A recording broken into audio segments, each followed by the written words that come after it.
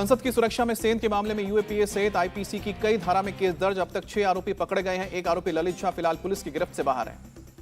Delhi police ने गुरुग्राम से विक्की शर्मा और उसकी पत्नी राखी को हिरासत में लिया। विक्की के घर में रुके थे चारों आरोपी। पुलिस के मुताबिक चारों आरोपी विक्की शर्मा के दोस्त। मूल रूप से हिसार का रहने वाला है विक्की शर्मा।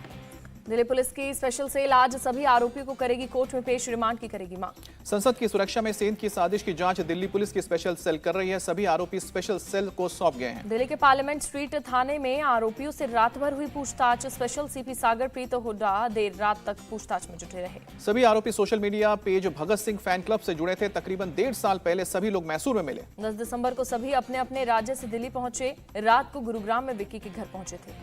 अमोल महाराष्ट्र से कलर वाला पटाखा लेकर आया था और इंडिया गेट पर सभी को कलर वाला पटाखा भी बांटा गया। दिल्ली पुलिस की स्पेशल सेल अलग अलग पहलू से कर रही है जांच पड़ताल। सभी आरोपियों की शैक्षिक योग्यता और आंदोलनों से जुड़ाव की जानकारी भी हासिल कर रही है। संसद की सुरक्षा में सेंध की जांच के लिए गृह मंत्रालय ने किया इंक्वायरी कमेटी का गठन। सीआरपीएफ के डीजी अनीश दयाल सिंह होंगे जांच कमेटी के हेड। डीजी अनीश दयाल सिंह के साथ दूसरी सिक्योरिटी एजेंसी के मेंबर और एक्सपर्ट भी होंगे। लोकसभा सचिवालय के कहने पर हुआ जांच कमेटी का गठन। इंक्वायरी कमेटी संसद की सिक्योरिटी में सेंध के कारणों की जांच करेगी, साथ ही आगे की कार्रवाई के लिए सलाह भी देगी। आरोपी अमोल और नीलम को लेकर दिल्ली पुलिस ने हरियाणा और महाराष्ट्र पुलिस से संपर्क साधा। दोनों की ट्रैवल हिस्ट्री की जानकारी। पुलिस के मुताबिक सभी आरोपी 4 साल से फेसबुक फ्रेंड्स हैं। दिल्ली के बाहर से आए चारों आरोपी गुरुग्राम में सेक्टर 7 की हाउसिंग बोर्ड कॉलोनी में रुके थे। संसद के बाहर प्रदर्शन के वक्त नीलम और अमोल का वीडियो बना रहा था ललित झा। चारों आरोपियों ने अपने मोबाइल फोन ललित को दिए थे। ललित झा के पास चारों आरोपियों के मोबाइल। हंगामा शुरू होते ही ललित झा हुआ फरार। ललित की तलाश में जुटी है पुलिस। मैसूर के सांसद प्रताप सिम्हा के रेफरेंस से बने थे दोनों पास। संसद के अंदर 6 लोग घुसना चाहते थे, लेकिन केवल 2 को ही मिल सका विजिटर्स पास। एमफिल और नीट क्वालिफाइड है नीलम। उसके भाई ने कहा कि हिसार में रहकर पढ़ाई करती थी। दिल्ली कब गई क्यों गई पता नहीं। अमोल शिंदे के गांव लातूर के रहने वाले एक शख्स ने कहा पुलिस और मिलिट्री में भर्ती की तैयारी करता है अनमोल। संसद के अंदर से पकड़े गए मनोरंजन के पिता ने कहा कि मेरा बेटा स्वामी विवेकानंद की किताबें पढ़ता है, उसने ऐसा किया ये उम्मीद नहीं है। लखनऊ के मानक नगर का रहने वाला सागर शर्मा ई रिक्शा चलाता है। घर वालों ने बताया 2 दिन बाद लौट आऊंगा कहकर गया था सागर। भारतीय किसान यूनियन के प्रवक्ता राकेश टिकैत ने की संसद में हंगामे की निंदा। लिखा कि इस घटना से बीकेयू का कोई संबंध नहीं। संसद की सुरक्षा में सेंध के बाद महाराष्ट्र असेंबली में बढ़ाई गई सुरक्षा। विधानसभा अध्यक्ष का फैसला, एक विधायक अधिकतम 2 ही पास जारी करवा सकता है। संसद में सुरक्षा चूक पर लोकसभा स्पीकर ओम बिरला ने जताई चिंता। उच्च स्तरीय जांच का दिया भरोसा। इंडिया गठबंधन के नेताओं की आज सुबह 10 बजे होगी बैठक। संसद की सुरक्षा के मुद्दे पर विपक्षी नेताओं का प्रतिनिधिमंडल आज राष्ट्रपति से मिल सकता है। बैठक के बाद राष्ट्रपति से मिलने का समय मांगा जाएगा। विपक्षी दल दोनों सदनों में गृह मंत्री अमित शाह के बयान की मांग कर सकते हैं। कांग्रेस सांसद अधीर रंजन चौधरी ने कहा नई संसद में सुरक्षा में ऐसी चूक बेहद दुर्भाग्यपूर्ण। समाजवादी पार्टी सांसद डिंपल यादव ने कहा कि सदन के अंदर कुछ भी हो सकता था, सरकार इस संवेदनशील मुद्दे पर ध्यान दे। राज्यसभा में विपक्ष के नेता खड़गे ने सुरक्षा उल्लंघन की घटना का मुद्दा उठाया। मामले को बताया अति गंभीर।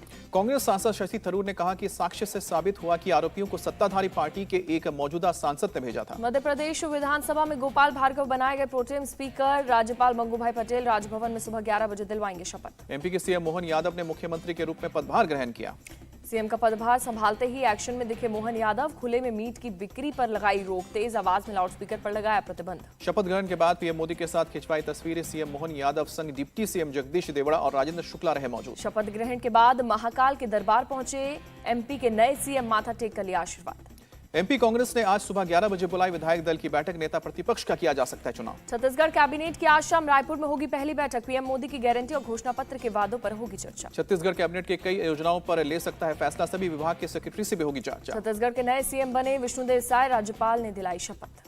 अरुण साव और विजय शर्मा ने डिप्टी सीएम के पद की शपथ ली। पीएम मोदी समेत कई नेता रहे मौजूद। छत्तीसगढ़ के नए मुख्यमंत्री के रूप में विष्णुदेव साय ने चार्ज लिया। महानदी भवन पहुंचे। सीएम विष्णुदेव साय ने कहा कि राज्य में कई बड़ी चुनौतियां हैं, एक एक करके सबको पूरा किया जाएगा। छत्तीसगढ़ के पूर्व सीएम रमन सिंह ने कहा घोषणा पत्र में मोदी की गारंटी जुड़ने से जनता ने 100% मतदान में हिस्सा लिया। राजस्थान के निर्वाचित मुख्यमंत्री भजनलाल 15 दिसंबर को शपथ लेंगे। सीएम भजनलाल का 15 दिसंबर को जन्मदिन भी। राजस्थान बीजेपी अध्यक्ष सीपी जोशी ने कहा विधायकों के साथ चर्चा के बाद निर्णय लिया जाता है। पार्टी में है आंतरिक लोकतंत्र। तेलंगाना में एक्शन में आए CM Revanth Reddy metro rail सहित कई मुद्दों पर अधिकारियों से बात की। यूपी के सीएम योगी आदित्यनाथ का आज आजमगढ़ दौरा। कई निर्माणाधीन परियोजनाओं का करेंगे निरीक्षण। गृह मंत्री अमित शाह के बिहार दौरे पर तेज प्रताप यादव का बयान। कहा कि उन्हें बिहार के विकास के लिए कुछ देना चाहिए। तेज प्रताप यादव ने गृह मंत्री पर साधा निशाना। कहा चुनाव के समय सभी आते हैं, नहीं तो कोई नहीं पूछता। कांग्रेस सांसद धीरज साहू के रांची वाले घर की खुदाई कर सकती है आयकर विभाग की टीम। में सभी पैसा और सोना चांदी छिपे होने की आशंका। आयकर विभाग की टीम ने मंगवाई जियो सर्विलांस सिस्टम मशीन। दीवार और जमीन के नीचे की पहले मशीन से जांच की जाएगी।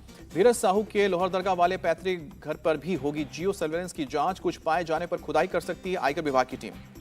आयकर विभाग की टीम परिवार के 3 सदस्य को लेकर पहुंची लोहरदगा।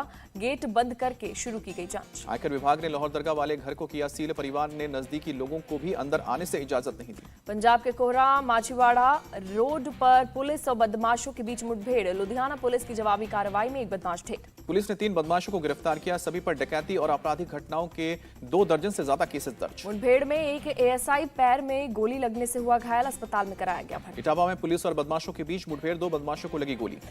पुलिस के रोकने पर बदमाशों ने की फायरिंग। जवाबी कार्रवाई में पुलिस ने बदमाशों के पैर में मारी गोली। केंद्रीय मंत्री अजय भट्ट ने कहा कि सुप्रीम कोर्ट ने भी कहा धारा 370 हटाने का फैसला सही। इसने यह साबित हुआ कि पीएम मोदी का कोई निर्णय गलत नहीं होता। राहुल गांधी के बयान पर केंद्रीय मंत्री अनुराग ठाकुर ने कहा इतिहास कभी नेहरू और कांग्रेस पार्टी को माफ नहीं करेगा। अनुराग ठाकुर ने कहा कि पीओके भारत का हिस्सा होता लेकिन 2 दिन पहले युद्ध खत्म कर दिया। 29 दिसंबर को दिल्ली में जेडीयू की राष्ट्रीय कार्यकारिणी की बैठक। जेडीयू अध्यक्ष राजीव रंजन सिंह ने दी जानकारी। शरद पवार ने अमित शाह से मिलने का मांगा वक्त। गन्ने से इथेनॉल बनाने की नीति और प्याज के निर्यात पर लगी रोक पर करेंगे बातचीत। तेलंगाना के पूर्व सीएम केसीआर को देखने अभिनेता नागार्जुन पहुंचे। यशोदा अस्पताल पूर्व सीएम की तबीयत का हाल जाना। दिल्ली के फतेहपुर बेरी में एक गोदाम में लगी भीषण आग। फायर ब्रिगेड की टीम ने आग बुझाई। लाखों का सामान जलकर खाक। गोदाम में आग लगते ही मची अफरा तफरी। आग से किसी की जान को कोई नुकसान नहीं। गोदाम में प्लास्टिक का सामान होने से तेजी से फैली आग। मोबाइल, टॉयलेट, मिनी बसें गोदाम में रखी जाती थी। प्रयागराज के इलाहाबाद यूनिवर्सिटी के एक हॉस्टल में फटा देसी बम। धमाके से 2 छात्र हुए घायल। पीसीबी हॉस्टल के रूम नंबर 68 में एक छात्र बना रहा था देसी बम। पुलिस मामले की अब जांच कर रही है। पटना में अनामिका नाम की लड़की की हत्या का मामला सुलझा। पुलिस ने आरोपी फंटूश यादव सहित 4 को किया गिरफ्तार। पुलिस ने सभी आरोपी को धनरुआ थाना के अलग अलग इलाकों से गिरफ्तार किया। हत्या में इस्तेमाल हथियार भी बरामद। तेलंगाना के नागरकुर्नूल में साइको किलर गिरफ्तार। किलर पर 11 लोगों की हत्या का आरोप। राजस्थान के अजमेर में एक शख्स ने महिला पर फेंका एसिड। पुलिस ने आरोपी शख्स को गिरफ्तार किया। मुंबई पुलिस ने 5 बांग्लादेशी नागरिकों को किया गिरफ्तार। अवैध तरीके से भारत में रह रहे थे। मुंबई पुलिस ने 30 लाख के ड्रग्स के साथ 2 तस्करों को भी गिरफ्तार किया। पुलिस ड्रग्स रैकेट की अब जांच कर रही है। पंजाब के लुधियाना में बड़े ड्रग्स रैकेट का भांडाफोड़। पुलिस ने तस्करों को किया गिरफ्तार। तस्कर के पास से करीब 4 करोड़ 94 लाख कैश बरामद। 38 गाड़ियों के नंबर प्लेट, रिवॉल्वर और पुलिस की वर्दी भी जब्त। राम रहीम की 21 दिन की पैरोल खत्म। कड़ी सुरक्षा के बीच यूपी के रोहतक की सुनारिया जेल में लाया गया। पश्चिम बंगाल के बर्धमान रेलवे स्टेशन पर लोहे की पानी की टंकी गिरी। 1 की मौत, कई लोग घायल हुए। अगरतला के सरकारी कॉलेज में मधुमक्खियों का हमला। 30 से अधिक छात्र घायल। तमिलनाडु के ऊटी में घना कोहरा।